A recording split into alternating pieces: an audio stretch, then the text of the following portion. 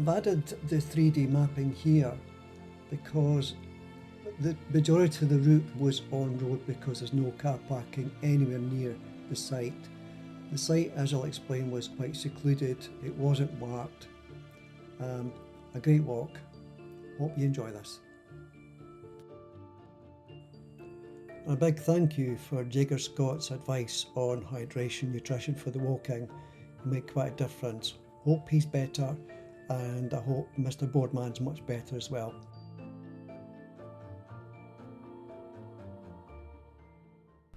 Okay, I don't know if you can see it there, there's a white cut van in the distance on the right hand side of the road. There's another one further down where it looks like trees. That's, I think, where I parked. I had to come down the road to find this point, and GPS tells me that's the track. I did kind of see it passing by in the car, but I wasn't quite sure. My GPS tells me I found it.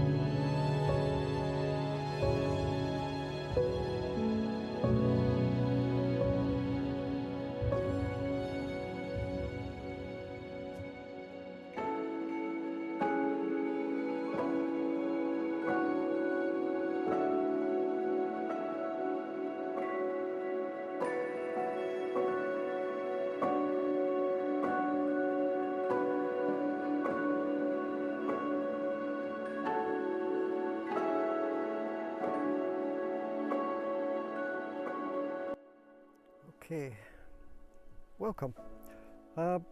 This is a kind of short walk but longish walk because there's nobody parked down the bottom of the road.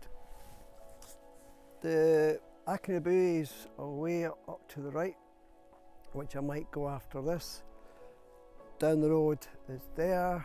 The car park was back a mile and a half or something up the road. Where the track here, you'll see from the map, bifurcates one to a little wood round the corner and one across a little hill to far end. I got as far as a gate, which you'll see in the pictures in the video, and it was just sheer bog.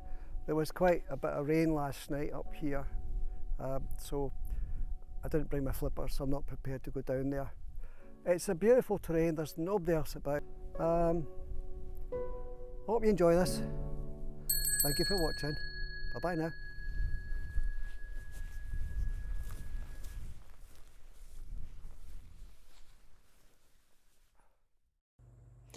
I actually did drive on towards Achiltibuie, but as you reach the T junction, turning left at Achiltibuie, turn right. At this point here, you can see the road that disappears up the back. Take the right hand junction. You get stupendous views, as you can see.